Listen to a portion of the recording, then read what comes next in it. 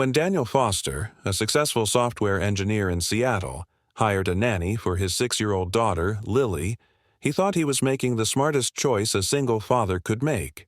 After losing his wife 2 years earlier, life had become a complicated balance of work deadlines and parenting duties. He needed help, and fast. That's how Rosa came into their lives. A quiet, middle-aged woman with gentle eyes and a warm smile. Her references were impeccable. Her experience unquestionable. Still, Daniel's protective instincts kicked in. He wasn't ready to fully trust a stranger with the only piece of his heart he had left, his daughter. So, he installed hidden cameras around the house. Just to be sure. Just to watch. The first few days, everything seemed normal.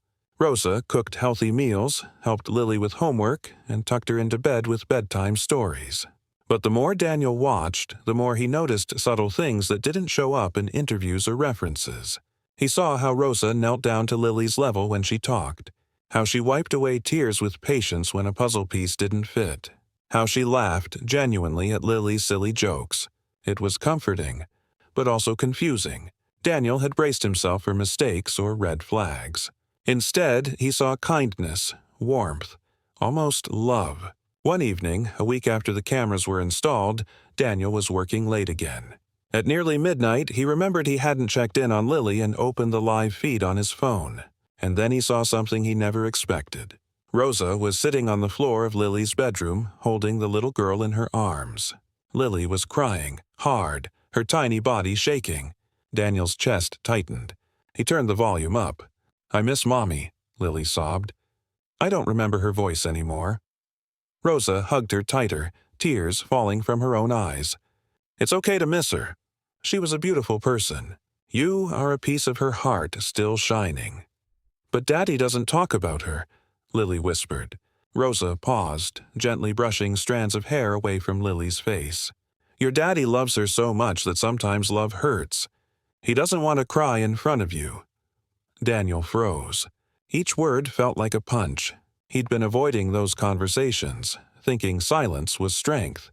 But watching his daughter unravel in the dark, because of him, shattered him.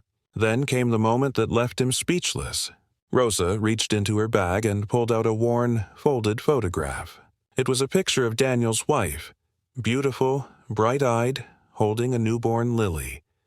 Daniel's heart stopped. "How did she—" "My sister," Rosa whispered. "She was my little sister." Daniel's phone almost slipped from his hands. Rosa continued, voice trembling. "When she married your father, we lost touch. I was foolish. I thought she chose a new life without us. I didn't know she was sick. I didn't know she was gone.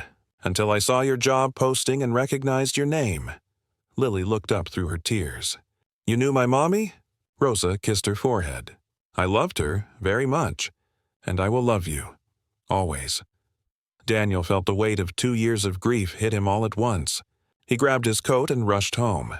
When he walked through the door, Rosa looked terrified, like she was about to be fired or worse. But instead, Daniel walked forward, eyes wet, and simply said, "Thank you." The three of them sat together in the quiet living room, hearts shattered in different ways, slowly fitting back together.